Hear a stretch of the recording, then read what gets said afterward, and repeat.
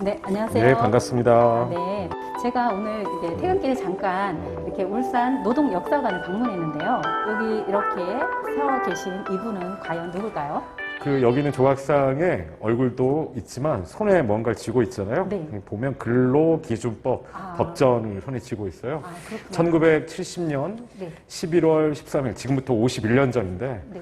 노동자도 인간답게 대접받아야 된다. 근로기준법을 준수하라 외치며 산화했던 네. 전태일의 모습을 담아서 네. 만들어진 조각상입니다. 네. 네, 이제 박물관 안으로 들어왔는데요.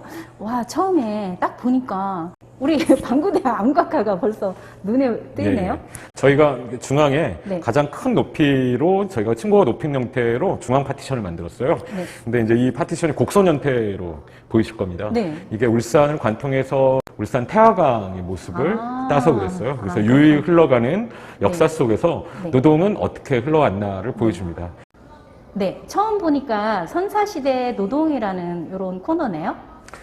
예, 선사시대 때 어떻게 노동을 했는지는 다행히 울산의 그 반구대와 선정리에 새겨진 돌그림이 그 당시의 모습을 저희가 들여다볼 수 있는 그런 창이 되어줍니다. 이쪽에 보시면 이렇게 수많은 고래 그리고 들짐승의 모습이 네. 돌에 그림으로 새겨져 있는데 네. 그 옆쪽으로 사람의 모습들이 여러 군데 새겨져 있어요. 네. 특히 이렇게 큰 고래 옆에 있는 이 타원형 형태의 그림은 이쪽 편에 있는 이렇게 배에 올라타 있는 사람들의 모습으로 확인할 수 있습니다. 네. 그리고 이런 들짐승의 모습에 이렇게 목책 형태로 들짐승을 가둔, 수렵하고 사냥하는 모습이 생존과 연결된 노동의 기록이라고 할 수 있습니다. 네, 그렇군요. 네, 이 코너는 또 어떤 내용이 들어있죠? 예, 울산이 청동기에서 철기로 넘어가는 그 시기에 울산 달천에서 난 철광산, 철이 들어있는 흙을 퍼내고 나는 광석을 퍼내서 그걸 녹여서 철로 재련하고 또 이것을 도구로 만드는 과정에는 사람의 노동이 안 들어갈 수 없잖아요. 네, 그렇죠. 바로 그 철기 문화를 여는 그 노동에 대한 이야기가 이 자리에 놓여져 있습니다. 또 울산의 철과 함께 대표적인 생산품이고 수출품이기도 했어요. 네. 울산 자염입니다. 네. 울산의 대표적인 두 특산물이고 그 특산물에는 철을 만드는 철간 그리고 소금을 얻는 연부 바로 그 큰 노동도 함께 존재했습니다. 네, 이 코너는 중세시대의 노동이라는 코너인데 그 중세라는 표현을 썼네요. 예, 고려시대부터 조선시대로 넘어가는 기간을 이제 중세라는 표현을 씁니다. 이제 왕권을 중심으로 봉건제, 사회체제는 봉건제 네. 사회잖아요. 이때 노동인 어떤 모습일까를 담아내고 있어요. 네. 특히 이제 울산은 병영성이나 그 다음에 이 성곽을 중심으로 해서 만들어지는 이제 공인들, 네. 공예품이나 아니면 무기나 아니면 그 다른 이제 부장품들을 만드는 공인들이 활발하게 활동을 했었고, 그 다음에 보부상의 이름, 등짐을 지고 각 장씨를 도는 보부상의 상인들의 활동도 역시 있었거든요. 농민뿐만 아니라 농업에서 공업, 그 다음에 상업으로 확대되는 조선 후기 사회 속에서의 노동에 대한 모습은 또 이렇게 풍속화를 통해서도 확인을 할 수 있죠. 네, 그러면은 풍속화를 좀 자세히 볼까요? 실제 재밌을 것 같네요. 예, 김홍도의 타작대에 보면 이렇게 이제 추수를 하고 난 다음에 이렇게 추수한 벼를 이렇게 타작을 하고 이렇게 등짐을 지고 이렇게 이동하는 모습들이 생생하게 그려져 있는데 네. 이 노동하는 모습의 옆에 보면 노동하지 않는 한 사람이 존재해요. 네. 양반님이시죠. 양반대 되시는 분이 곤방대에 불을 당겨 담배를 피고 옆에는 술병도 보입니다. 왜 김홍도는 이렇게 일하는 농민들의 모습과 또 이렇게 쉬고 있는 양반의 모습을 함께 그렸을까? 그런데 그 일하시는 분들이 다 웃는 얼굴이네요. 왜냐면 탈구의 기쁨이 전체 그 봄에 모내기부터 시작해서 여러 날씨의 변화들을 다 이겨내고 이제 마지막으로 수확을 하는 그런 과정이니까 생산의 기쁨이 존재합니다. 김홍도는 이 그림을 통해서 무엇을 얘기하려고 했었는지가 노동에 대한 이야기의 또 어떤 하나의 모습일 수 있어요. 특히 조선 후기가 돼야지 이렇게 일하는 사람들의 모습이 화폭의 주인공으로 등장을 합니다. 네. 임진왜란과 병자호란을 거치고 난 다음 노동이 실학이 그 노동에 대해서 더 주목하고 또 그것이 근대로 넘어가는 과정에 하나의 동인이 될 수 있었을 거라 생각합니다. 네, 그렇군요. 네. 그러면은 다음 코너로 또 가보겠습니다. 네. 여기는 이제 근대 울산 노동이라고 하면서 네. 뭐 밀란이나 의병 운동에 대해서 이렇게 사진이 있는데요. 네, 이거는 어떤 내용이에요? 사실은 근대로 넘어오면서 네. 일하는 사람들, 농민들이나 기층 민중들이 근대 격변에 나라가 위태로울 때 자신이 헌신적으로 또는 자신의 문제를 해결하기 위해서 적극적인 주체로 등장하는 과정들이 생겨요.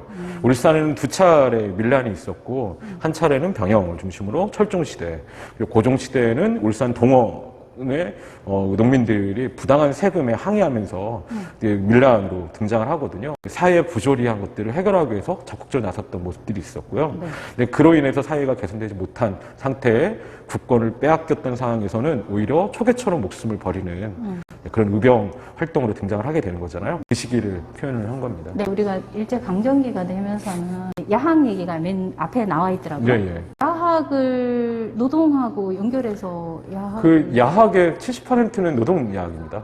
야학이라는 자체가 낮에는 일하고 밤에 공부하는 거잖아요. 네. 근데 보통 낮에 일을 하지 않고 배우는 것은 주학 또는 네. 강습소라는 이름을 썼죠. 네. 그래서 공립학교에 들어가지 못하고 네. 공립학교에 들어가지 못한 사람 그 학생들을 모아서 낮에 가르치는 거예요. 그 공부의 기회를 잃었던 사람들. 그러면 주학이나 강습소라는 이름을 썼고 낮에는 일하고 밤에 공부한다라고 하는 사실 그 이야기는 전체 야학의 숫자 중에 70% 이상이 노동야학이라고 이름을 직접 붙이기도 하고요. 이름을 붙이지 않았다 하더라도 노동야학의 성격이 아주 강합니다. 네. 그러니까 독립운동의 독립운동의 출발점에는 늘 배움이라고 하는 교육이라고 하는 근대 교육이라고 하는 측면이 등장하거든요. 네. 예, 그래서 근대 교육이라고 하는 부분들 더 확장해야 되는 욕구, 확장에 대한 그 열망이 실제로 사립학교를 만들거나 민족학교를 만들려고 하는 시도와 함께 이렇게 야학을 만드는 방식으로 사실은 구체화 됩니다. 네. 네. 보통 왜 계몽운동 한다고 하면서 네. 세웠던 학교들을 야학이라고 표현을 안 했었던 것 같아요, 처음에는. 계몽운동의 가장 많은 부분들은 사실은 계몽운동을 했을 때 근대식 학교를 만드는 거잖아요. 네. 근데 근대식 학교를 용인하지 않았어요. 아. 일제가.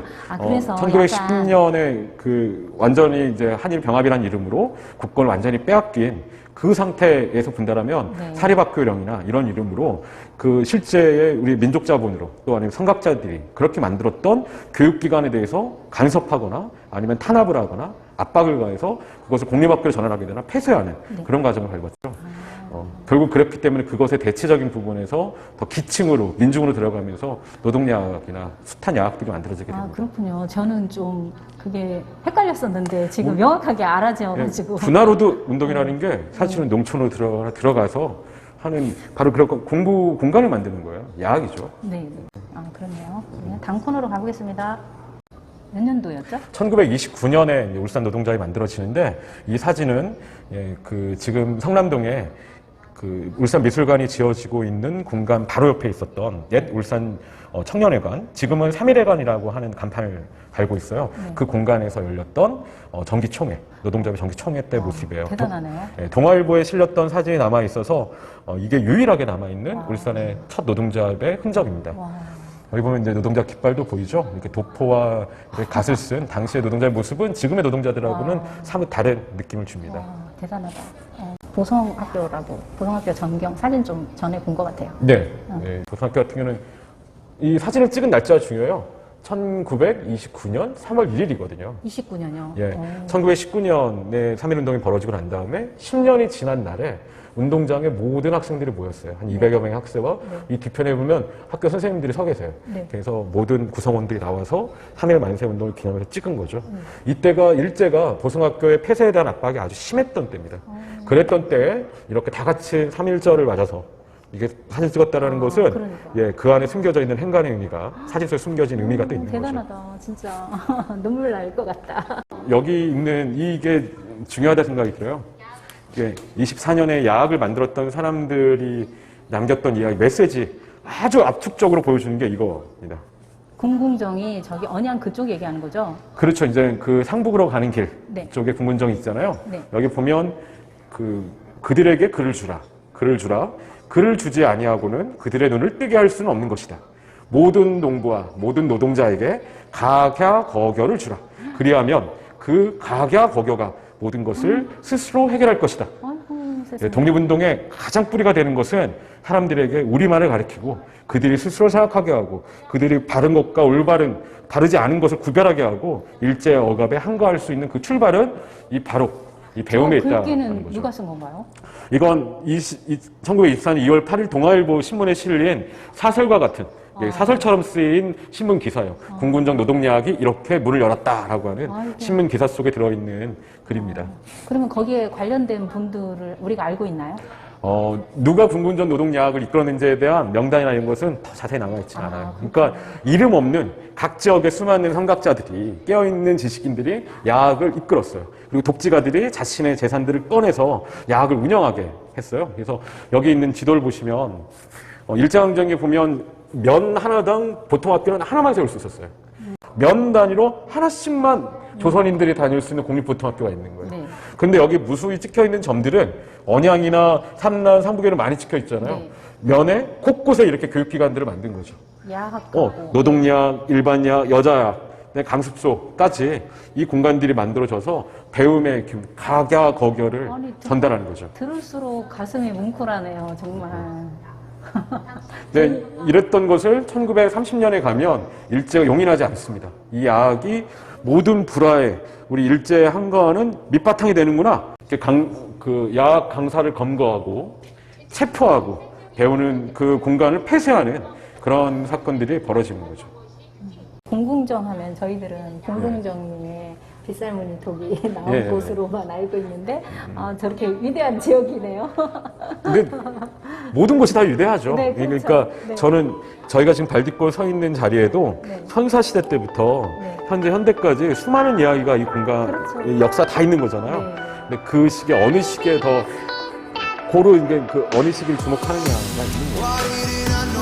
초등학교 그 프로그램에서 여기 보는 그 예, 초등학교, 그러니까 중학생들, 아이들이 여기 단체 방문을 많이 합니다.